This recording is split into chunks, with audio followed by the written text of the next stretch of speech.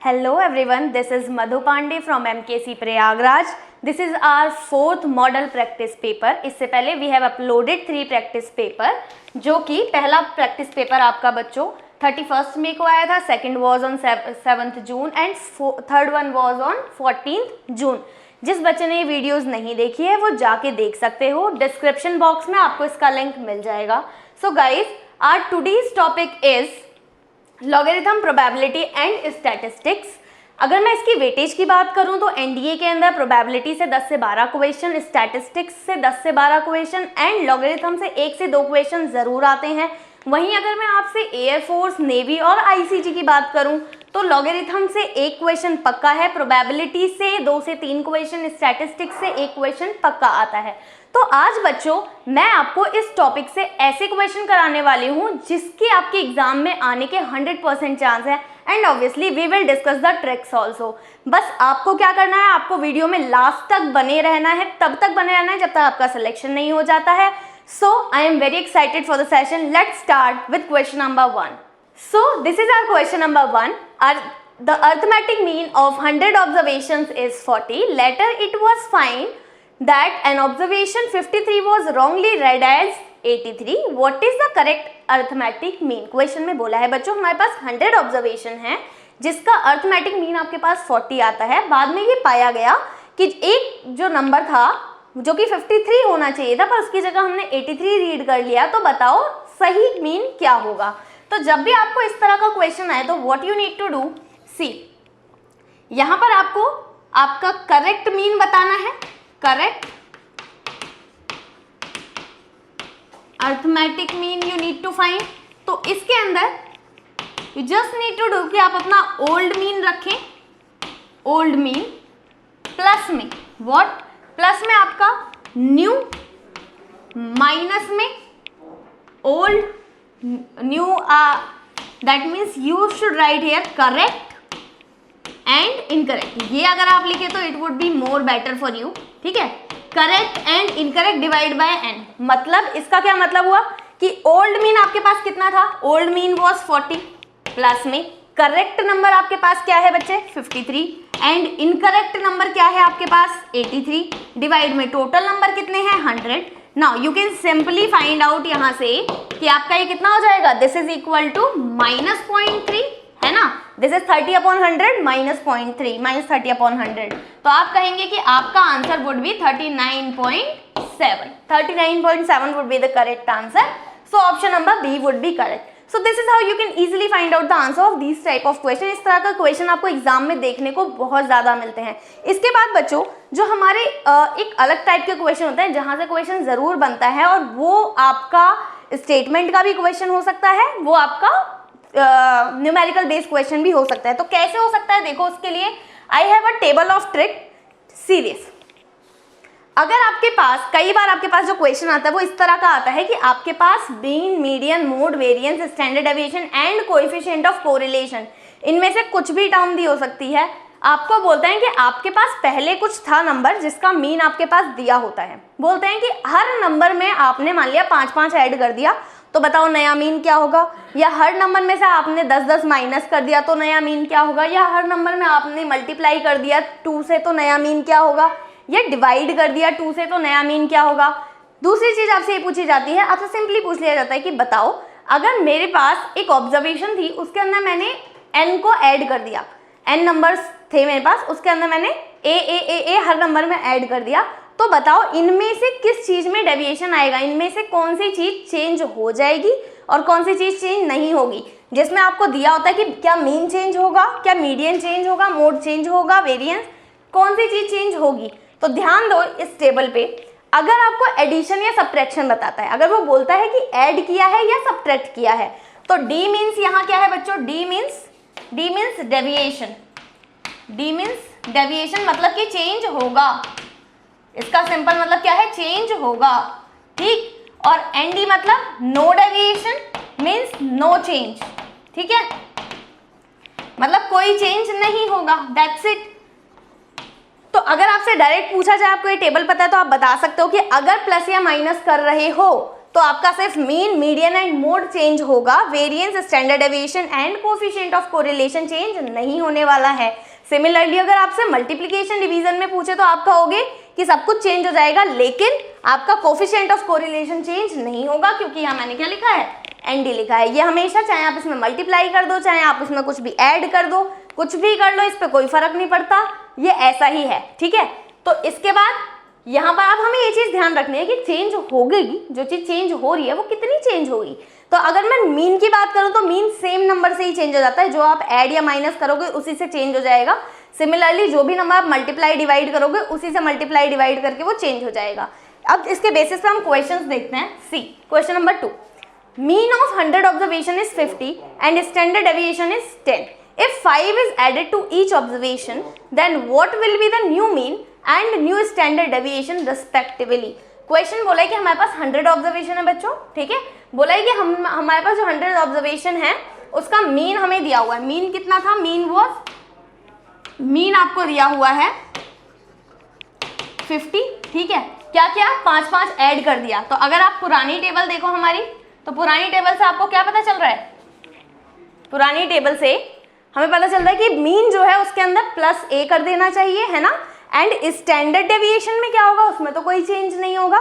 तो सी, यहाँ पे आंसर आपका क्या होने वाला है, देखो मीन आपका 50 है तो न्यू मीन कितना हो जाएगा। यू नीड नॉट टू सी कि आपकी कितनी ऑब्जर्वेशन है, क्या हो रहा है, मुझसे कोई मतलब नहीं है। हमारे पास 5 ऐड कर दो तो answer would B 55। And standard deviation जो मानक विचलन है, मानक विचलन जो है वो हमेशा सेम रहेगा, दैट इज 10 ओनली। तो option number C would be correct.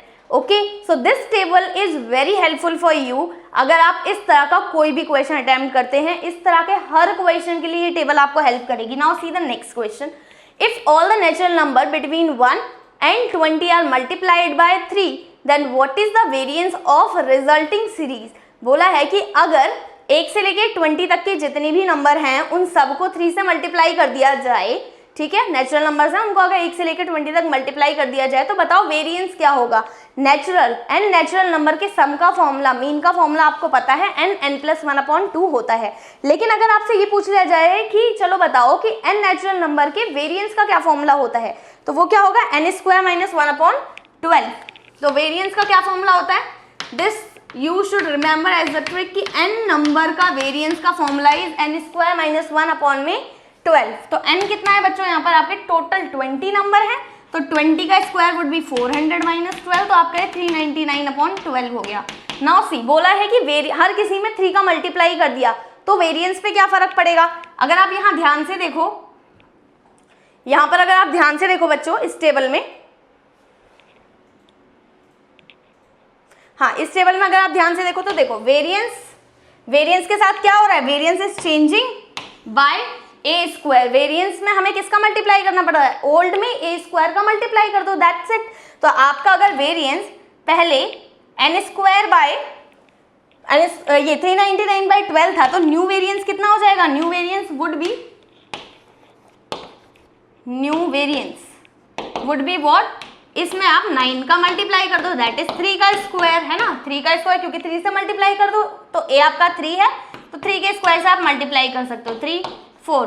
तो now solve this, whenever you solve this you will get what, okay, ठीक है। So option number C would be correct. This is how you can find the answer very easily. आपको variance का formula याद रखना है, this is a kind of trick for you, कि जब भी हम वेरिएंस n नंबर्स का निकालते हैं, n नंबर्स का, तो n नेचुरल नंबर्स का, तो n² - 1/12 would be your correct answer. Okay, now see the next question, if the regression coefficient, regression से कोरिलेशन से क्वेश्चन जरूर आते हैं बच्चों, और इस बार भी आएंगे, तो ध्यान से समझो। And this is very easy concept, directly आपको फॉर्मूले अप्लाई करना है, nothing else. If the regression coefficient of y on x is -6 and the correlation coefficient between x and y is -1/2, then the regression coefficient of x on y would be। Question बोला है कि आपका जो regression coefficient है वो कितना है, by(x), b से डिनोट करते हैं, और ये आपका कितना दिया हुआ, -6 दिया हुआ है। बोला है कि आपका जो कोफिशिएंट ऑफ कोरिलेशन है दैट इज r, वो कितना है, -½ है। तो तो बताओ बी एक्स वाई क्या होगा। So we all know a very simple formula that is R square equal to B X Y into B Y X. ठीक है, नाउ सी आर की जगह आपका कितना है 1/-1/2, तो मैं 1/4 लिख दूँ स्क्वायर। बी एक्स वाई हमें फाइंड आउट करना है, B Y X is -6। Now ये -6 डिवाइड में आ जाएगा तो answer would be -1/24। That's it. This is your final answer. So option number B would be correct for this question. Okay. Now see the next question. It is given that x bar, that is mean of x equal to 10 and y का mean 90 and sigma x equal to 3, sigma y equal to 12 and r x on y equal to 0.8. The regression equation of x on y. दो तरह की equation होती है, एक होती है आपकी x on y, एक होती है y on x. अगर x on y बोला है, अगर x on y बोला है तो you just have simply x on y, x y के ऊपर है, इसका मतलब x को आपको इंपॉर्टेंस देनी है, x की ही इंपॉर्टेंस रखो हर जगह। x minus X bar equal to sigma x equal to R X Y sigma x upon sigma y y minus Y bar. That's it, this is your final equation. ठीक है ना, तो यहाँ मैंने क्या किया, हर जगह x को प्रेफरेंस दी, यहाँ भी यहाँ भी यहाँ भी। That's it. अब आपके पास सब कुछ दिया होता है, x बार कितना दिया है 10 equal to R X Y is 0.8, sigma x is 3, this is 12, y minus Y bar is nothing but 90। Okay, now see, now solve this. इसमें क्या मिलेगा हमें, x minus 10 equal to 3 4 12.2 y minus 90। तो आपका यहाँ से कितना हो गया, x minus 10 equal to 0.2 y minus 18। तो आपका आ गया x equal to 0.2 y minus 8। That's it. तो option number C would be correct. So this is how you can easily find out the answer. इसी तरीके से अगर आपको y ऑन x बोल दिया जाता, y ऑन x बोल दिया जाता बच्चों, तो आप क्या करते हैं, यहाँ पर y ऑन x की इक्वेशन में यहाँ देते हूँ y ऑन x, तो आप y को प्रेफरेंस देते, कैसे, y minus Y bar equal to R Y X sigma Y upon sigma X X minus X bar. That's it. तो इस तरीके से आप लिख देते तो y ऑन x मिल जाता। ठीक है, तो इस तरीके से आप याद रख सकते हैं, इसके अंदर कुछ भी डिफिकल्ट नहीं है। इसके बाद बच्चों इस तरह के और भी कॉन्सेप्ट सीखने के लिए we have MKC learning app, जहाँ पर आपको एक ऑर्गेनाइज्ड स्टडी कराई जाती है बच्चों। जो एक अच्छी स्टडी है, जो एक अच्छा प्लेटफॉर्म है, वो आपको अच्छा सिलेक्शन दिला सकता है। ठीक है, तो आप MKC लर्निंग ऐप को डाउनलोड करें एंड वहाँ से ऑफलाइन क्लास की फील लें। जब भी आप किसी क्लास को करते हैं, जो फील आप ऑफलाइन क्लास में ले सकते हैं, that is not possible in online. MKC is the only platform जो आपको ऑनलाइन में ऑफलाइन का फील दे रहा है। And the most important thing कि ये जो आपकी ऑनलाइन की फीस लगती है यहाँ पर, वो जब भी आप ऑफलाइन एडमिशन लेंगे, क्योंकि अल्टीमेटली आपको ऑफलाइन ही पढ़ना है। अभी कोरोना की वजह से चीज़ें खुल नहीं रही हैं, जब एक बार सब कुछ खुल जाएगा तो ऑब्वियसली आपको भी ऑफलाइन ही पढ़ना है। And the most important thing कि जब आप ऑफलाइन आएंगे तो आपकी ये ऑनलाइन वाली फीस जो है वो डिस्काउंट कर दी जाएगी। तो this is absolutely free for you, तो you should download this app and उसके बाद अपनी प्रिपरेशन स्टार्ट कर सकते हैं। Now see the next question. For the variables x and y, the two regression lines are 6x plus y equal to 30 and 3x plus 2y equal to 25. What are the values of x का mean, y का mean and r respectively? ठीक है, ये हमें बताना है यहाँ से। देखो, जब भी आपको इस तरह से मीन फाइंड आउट करना है, इन दो इक्वेशन दी हुई है रिग्रेशन लाइन की, तो you just need to solve this equation. x and y की वैल्यू ही आपका x bar and y bar होता है। तो कैसे करेंगे, देखो मैं इसको सॉल्व करती हूँ। 30, ठीक है, I am multiplying this equation by 2। ठीक है, इस इक्वेशन को मैं 2 से मल्टीप्लाई कर दूं तो कितना हो जाएगा, 6x plus 4y equal to 50 minus minus minus, तो I am left with 3y equal to में माइनस 20, तो y equal to 20/3। Now put this 20/3 in any of the equation, तो आपको क्या मिल जाएगा, यहाँ से x का वैल्यू फाइंड आउट हो जाएगा। तो x वुड बी, यहाँ से आपका x किसके इक्वल हो जाएगा, x would be equal to 30 minus 20/3 1/6। ठीक है ना, तो ये आपका आ गया 35/9। ठीक है, this is your 35/9। Now see, ये हमारा आ चुका, तो मैं लिख सकती हूँ जो मेरा x बार है वो 35/9 है एंड जो y बार है दैट इज 20/3। तो ये चीज़ तो हमें क्लियर हो गई कि ये वाला ऑप्शन और ये वाला ऑप्शन करेक्ट नहीं है। Now talk about this. ठीक है, टॉक अबाउट दिस, यहाँ से आप ऑप्शन देख के भी एक तो डायरेक्टली बता सकते हैं, ठीक, कि इन दोनों में से कौन सा होगा। थोड़ा सा कंसीडर करते हैं कि आर की वैल्यू हमें निकालनी पड़ेगी। ये बात पता चल गई कि आर की वैल्यू मेरी 0.5 आएगी। आर की वैल्यू बच्चों इसी इक्वेशन से फाइंड आउट की जाती है, इन्हीं दोनों इक्वेशन का यूज करके की जाती है। बट द प्रॉब्लम इज कि जब भी आप इन दोनों इक्वेशन से कंसीडर करते हैं तो एक इक्वेशन से आप x फाइंड आउट करते हैं, एक इक्वेशन से आप y फाइंड आउट करते हैं, and this is up to you. ये आपको समझना है कि आप कौन सी इक्वेशन से x और कौन सी इक्वेशन से y फाइंड आउट करेंगे। देखते हैं कैसे, यहां ध्यान से समझो। See now I have this equation, मैं पहली इक्वेशन से x फाइंड आउट करती हूँ, तो मेरे पास क्या होगा 30 minus Y, that is x equal to 30/6 minus 1/6y, ठीक है ना। दूसरी इक्वेशन से अगर मैं y फाइंड आउट करूँ तो 2y equal to minus 3x plus 25 and y equal to minus 3/2x plus 25/2।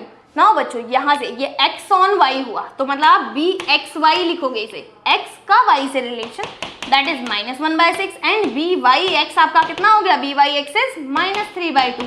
ये दोनों वैल्यू नेगेटिव आ रही है। नाउ दैट्स इट, अगर ये दोनों वैल्यू नेगेटिव आ रही हैं तो आप कह सकते हो कि आपका जो रिग्रेशन है, जो आपका ये r है, कोफिशिएंट ऑफ कोरिलेशन, ये भी आपका नेगेटिव होगा।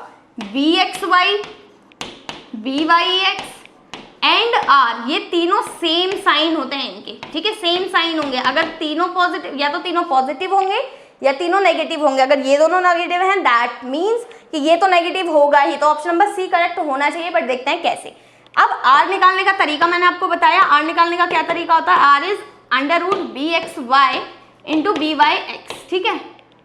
इन दोनों को मल्टीप्लाई करो, इन दोनों को मल्टीप्लाई करेंगे तो कितना आ जाएगा, माइनस, यहाँ लिखती हूँ r इक्वल टू, मेरा कितना हो गया यहाँ से -1/6 इंटू में -3/2, तो व्हेन यू कैंसिल इट तो यू विल गेट कि 3 2 जा 6, ठीक है, -1/3, इट शुड बी -1/3, 1/6, 3 2 जा 6, तो 1/4 हो गया ये हमारा यहाँ से, ठीक। तो यहाँ से कितना आ गया ये 1/2 and this is 0.5, that's it, this is 0.5 आपका r आया है, क्योंकि हमें पता है स्क्वायर रूट से जो वैल्यू आएगी वो हमेशा पॉजिटिव आएगी। But this is your responsibility to remember कि अगर मेरा bxy and byx is negative तो ये भी नेगेटिव ही होगा। तो option number C would be correct. यहाँ बच्चे मिस्टेक कर देते हैं, इसको आंसर लगा देते हैं, ये मिस्टेक आपको नहीं करनी है। दूसरी चीज आपको ये ध्यान रखनी है बच्चों कि यहाँ मेरी जो r की वैल्यू है वो हमेशा -1 से 1 के बीच में ही लाई करेगी। r की वैल्यू 0.5 आ रही है ना, इसका मतलब ठीक आ रही है। लेकिन अगर आप इंटरचेंज कर देते, आप यहाँ इस इक्वेशन से x ना निकाल के y निकालते और इस इक्वेशन से y ना निकाल के x निकालते तो प्रॉब्लम हो जाती, तो आपका जो r है वो ग्रेटर देन 1 आ जाता, that would not be correct, वो करेक्ट नहीं होता, ठीक है। तो जब भी आप एग्जाम में इस तरह से क्वेश्चन फाइंड आउट करेंगे तो एक चीज आपको ध्यान रखनी है कि क्वेश्चन में जब आप r निकाल रहे हैं तो आपका हमेशा r -1 से 1 के बीच में आना चाहिए। अगर आ रहा है तो इसका मतलब आपने करेक्ट अजम्पशंस की हैं, otherwise you have to change your assumptions. समझ आ गई यहाँ तक बात। चलो बच्चों, now see the next question. A committee of 3 is to be formed from a group of 2 boys and 2 girls. What is the probability that the committee consists of 2 boys and 1 girl? Question है हमारे पास कि हमारे पास 3 लोगों की हमें एक committee बनानी है जिसमें 2 बॉयज और 4 गर्ल हमारे पास हैं। इनमें से 3 लोगों की मुझे कमेटी बना देनी है, लेकिन कमेटी में ये कंडीशन है कि 2 बॉयज से कमेटी में 2 लड़के होने चाहिए, 1 लड़की होनी चाहिए। तो दैट्स इट। ऐसे क्वेश्चन के लिए आपको सिंपली, आपके पास टोटल कितने लोग हैं, 4, आपके पास टोटल कितने लोग हैं, 4, आपको सेलेक्ट कितने हैं, 3, तो 4C3। नाउ लड़के कितने सेलेक्ट करने हैं, 2 में से 2 ही लड़के सेलेक्ट करने हैं। लड़कियां कितनी सेलेक्ट करनी है, 2 में से 1। दैट्स इट, आंसर इज खत्म हो गया यहाँ से। तो आपका ये कितना हो गया, 1, ये आपका कितना होता है 1/2, ठीक है। ये आपका कितना होता है, sorry this is 2 only, not 1/2, this is 2 and this is 4। तो आपका आंसर हो गया यहाँ से 1/2, दैट्स इट। तो option number D would be correct. यहाँ से समझ आ गया यहाँ से। तो इस तरीके से आप इस तरह के कोई भी क्वेश्चन को कर सकते हो। इस तरह का एक क्वेश्चन आपके एग्जाम में जरूर पूछा जाता है कमेटी से रिलेटेड, ठीक है। कमेटी बनानी है, टीम बनानी है, कुछ भी बनानी है, तो उसके अंदर कुछ लोग दिए होते हैं जहां से आपको सिलेक्शन करना होता है। तो रिमेंबर कि आप यहाँ कॉम्बिनेशन यूज करेंगे, परमिटेशन यूज नहीं करेंगे। Now move to the next question. What is the probability that February of a leap year selected at random will have 5 Sundays? ठीक है, ये क्वेश्चन भी बहुत पॉपुलर है, ठीक है। एंड इस तरह का भी एक क्वेश्चन कि आपका मंथ में कहाँ संडे पड़ेगा, कौन से दिन पे क्या पड़ेगा, ये क्वेश्चन पूछा जा सकता है। तो देखो कैसे करते हैं, अगर लीप ईयर की बात हो रही है बच्चों, तो लीप ईयर का मतलब क्या होगा, लीप ईयर मीन्स कि 366 डेज। फेब में कितने हो गए, फेब में हो गए 29 डेज। 29 डेज का मतलब कि आपके पास 4 तो वीक हो गए, ठीक है, 4 week and 1 day, 4 week 1 day. अब ये जो 1 डे है बच्चों, ये आपका संडे भी हो सकता है, Monday, Tuesday, Wednesday, Thursday, Friday, Saturday, कुछ भी हो सकता है। तो संडे होने की क्या प्रोबेबिलिटी हो गई, 1/7, दैट्स इट। तो option number B would be correct. This is how you can simply find out these kind of questions. These are very easy question, but बच्चे इसके अंदर स्टक हो जाते हैं। क्यों? क्योंकि आप लोग यहाँ से प्रैक्टिस नहीं करते।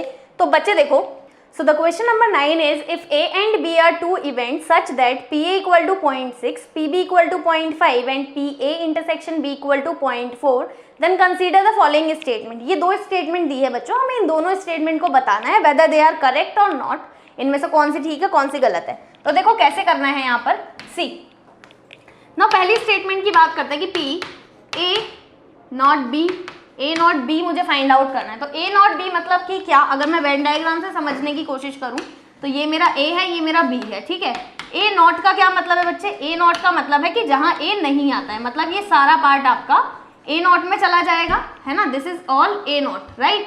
नाउ अब वो बोल रहा है कि ए नॉट का आपको इंटरसेक्शन किसके साथ लेना है, बी के साथ लेना है, ठीक है। तो जब आपको बी के साथ लेना है इंटरसेक्शन, तो आप क्या करेंगे, इसका मतलब बी में तो ये कंप्लीट आता है, लेकिन जब दोनों का इंटरसेक्शन मतलब दोनों का कॉमन पार्ट, दोनों का कॉमन पार्ट सिर्फ कितना हुआ, इतना हो गया ना।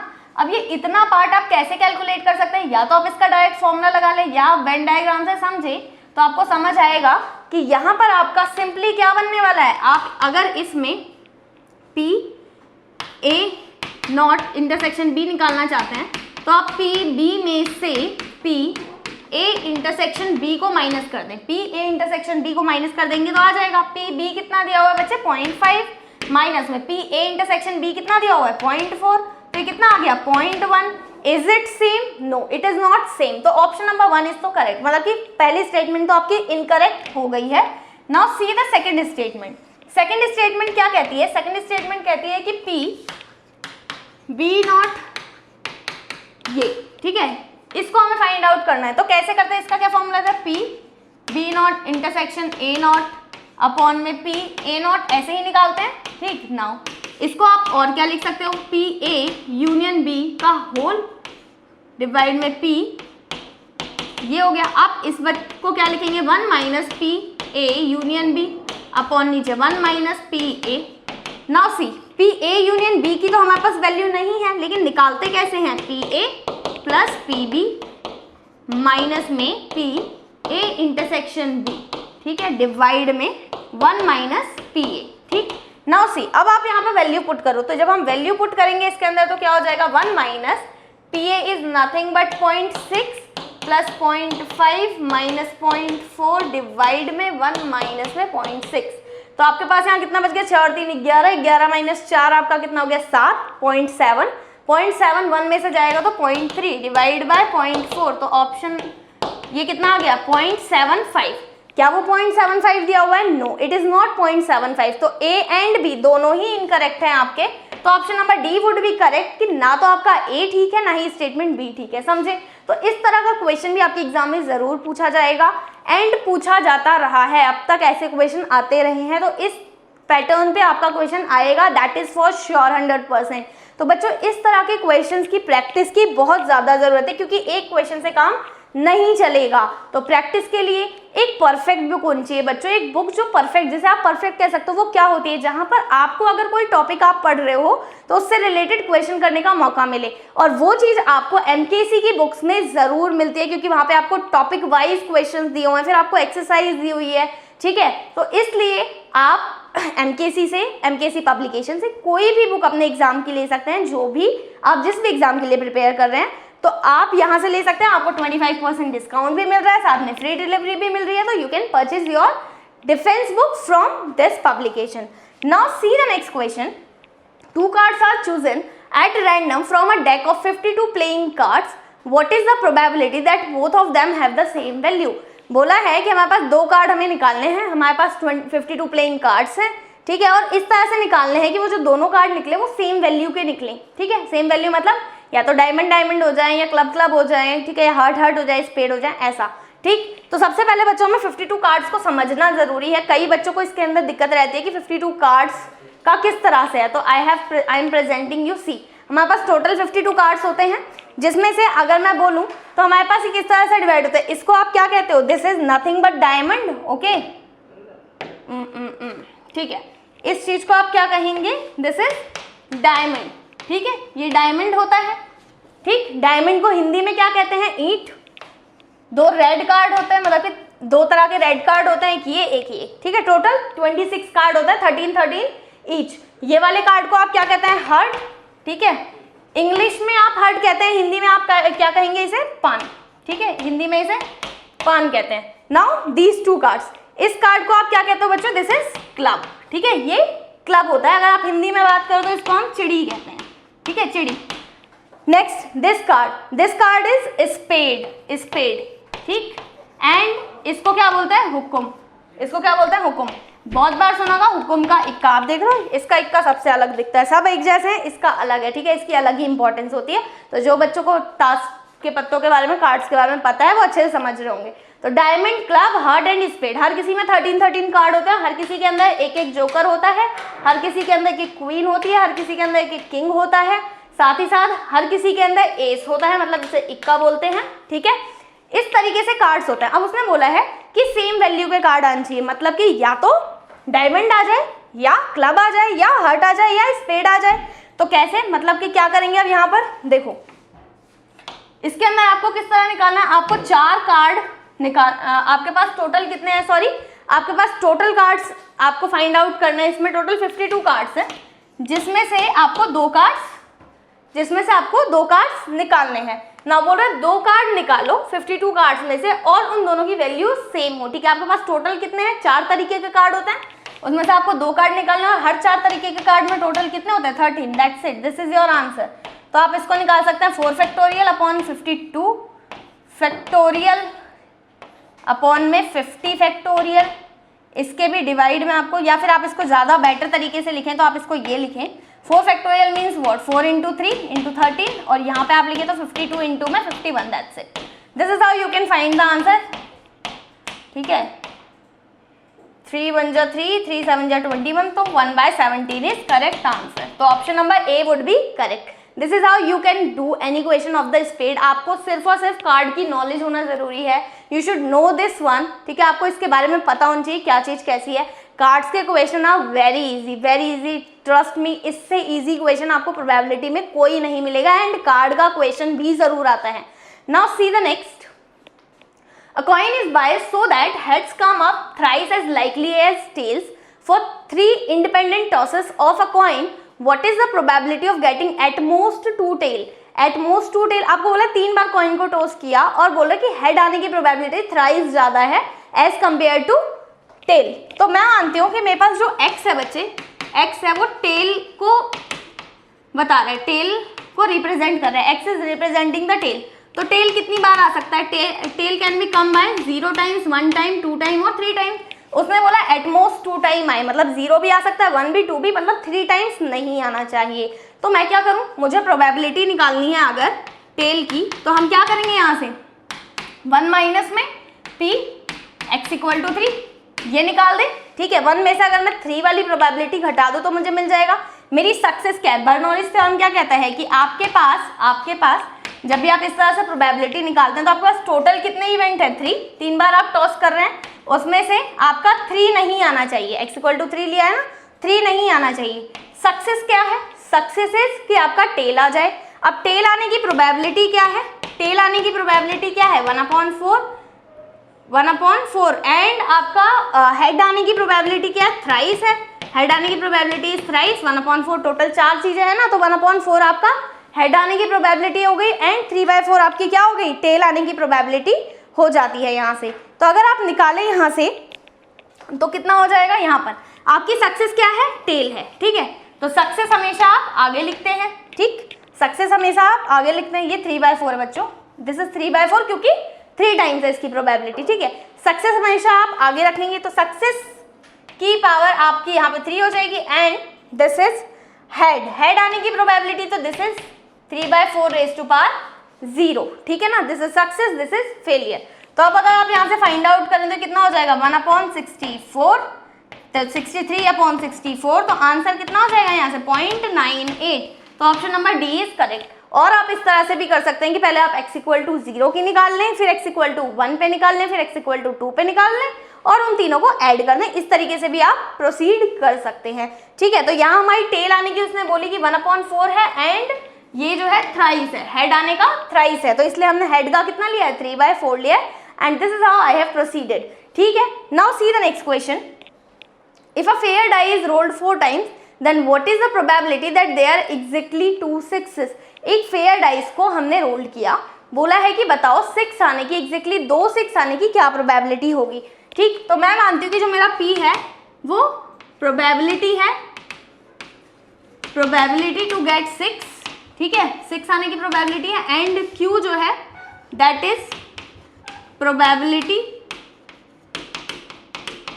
टू गेट नॉट गेट 6, ठीक है, 6 नहीं आने की है। तो 6 आने की क्या प्रोबेबिलिटी होगी? अगर एक डाइस को आप थ्रो करो तो 6 आने की प्रोबेबिलिटी इज 1/6 एंड नहीं आने की probability is 5/6, right. Now see, now इसमें बोला है कि 2 बार 6 आना चाहिए। 2 बार 6 आने का मतलब क्या है कि आप बर्नौली थ्योरम लगाओ तो 4c में आपने 4 बार किया तो 4c2 1/6 रेज टू पावर 2, ठीक है, and this is 5/6 raise to power what 4 - 2 is again 2, ठीक है ना। तो यहाँ से आपका कितना हो गया, ये आपका हो जाएगा, जब आप इसको मल्टीप्लाई करते हैं तो 5 5 = 25 डिवाइड में 2 2 2 216, ठीक है। तो option number B would be correct. This is how you can find the answer of this question also. Now see the next question. What is the probability that an interior point in a circle is closer to the center than to the circumference? Question is very easy and very tricky. What is this? कि एक circle है, ठीक है, एक circle में बोला है कि बताओ उस पॉइंट के होने की क्या प्रोबेबिलिटी है जो सेंटर के क्लोजर हो, सर्कमफेरेंस के क्लोजर ना हो। तो सेंटर के जो चीज क्लोजर होगी बच्चे वो क्या होगी, जो इस r/2 के अंदर रहेगी। This is the distance r/2, मतलब सर्कल के हाफ डिस्टेंस में जो रहेगी वो सेंटर के पास रहेगी और सर्कल की हाफ डिस्टेंस से दूर अगर जाने लगेगी तो इसका मतलब ये क्या हो जाएगा आपका, ये आपके सर्कमफेरेंस के पास पहुंचने लग जाएगी। तो सिंपल r आपका कितना हो गया यहाँ से r/2 का square, this is r/2 + r/2, मतलब कंप्लीटली मुझे r लिखना चाहिए इसे, completely this is r, but ये r/2 है, r/2 मतलब एक छोटा सर्कल है जिसकी रेडियस r/2 होनी चाहिए, एक बड़ा सर्कल है जिसकी रेडियस मैंने कितनी मानी है, r मानी है। तो दिस पाई इंटू r/2 का स्क्वायर अपॉन पाई r², तो आंसर आपका यहाँ से कितना हो गया 1/4, दैट्स इट। तो option number A would be correct. Okay बच्चों, सो इस तरह के क्वेश्चंस को, इस तरह के जितने भी, ये जो आपका प्रोबेबिलिटी एंड स्टैटिस्टिक्स है बच्चों, this is very scoring topic and इसके बहुत सारे क्वेश्चंस की प्रैक्टिस करने की जरूरत है जो इसके जैसे हों। उसके लिए आपको अपनी स्पीड टेस्ट करना भी जरूरी है, तो उसके लिए आपके पास MKC टेस्ट प्रेप ऐप है जहां से you can prepare for your exam. वहां पर आपको आपके लेवल के एग्जाम मिलते हैं ताकि आप रियल फियर को फील कर सके। तो रियल फियर को फील करना is very important. So download MKC test prep app so that you can feel the fear of the real examination and you can prepare yourself for your upcoming exam. Now see the next question. A committee of 3 has to be chosen from a group of 4 men and 5 women. If the selection is made at random, what is the probability that exactly 2 members are men? तो question बोला है कि इस तरह का question मैंने आपको पहले भी कराया है। तो क्वेश्चन ये है कि 4 आदमी हैं, 5 औरतें, उसमें से आपको 3 लोग सेलेक्ट करने हैं। आपको बताना है कि एग्जैक्टली 2 मैन हो, इसकी क्या प्रोबेबिलिटी होगी। तो बच्चे आपके पास टोटल कितने लोग हैं? टोटल आपके पास 9 है, 4 मैन एंड 5 वुमेन। 9 में से आपको सिलेक्शन कितने का करना है? 3 का, राइट। नाउ मेंस कितने होने चाहिए? 2, 4C2, ठीक है, 4 में से 2 मैन होने चाहिए। बचा कितना? 1 वीमेन। एक इंसान रह गया सेलेक्ट होने को, तो वो कहाँ से सेलेक्ट होगा? वीमेन में से। वीमेन कितनी है? 5। नाउ आप जब इसको सॉल्व करते हैं तो 4C2 को जब आप सॉल्व करेंगे 4/3 इंटू 2 इंटू 5C1 को करेंगे तो 5 अपॉन में 9C3 को करते हैं तो 9 इंटू 8 इंटू 7/3 इंटू 2, राइट। तो 2 से 2 कैंसिल हो गया, 3 3 = 9, 3 से 3 कैंसिल, 4 से ये कैंसिल, तो ये 2 आ गया। तो आपका total 5/14 would be the correct answer. तो option number A would be correct for this question. Now see the next question guys. If fx equal to log 10 1 plus x, then what is 4? f4 plus 5 f1 minus log 10 2 equal to. इस तरह के question भी आपके logarithm में जरूर पूछे जाते हैं. Now see this is very easy question. If you see fx आपको दिया हुआ है तो आपको f4 लिखना है ना. मैं डायरेक्ट इक्वेशन लिख रही हूँ तो f4 मतलब x की जगह 4 पुट कर दो तो कितना हो जाएगा log 10 5 प्लस में 5 प्लस में यहाँ पे आपका कितना है 5.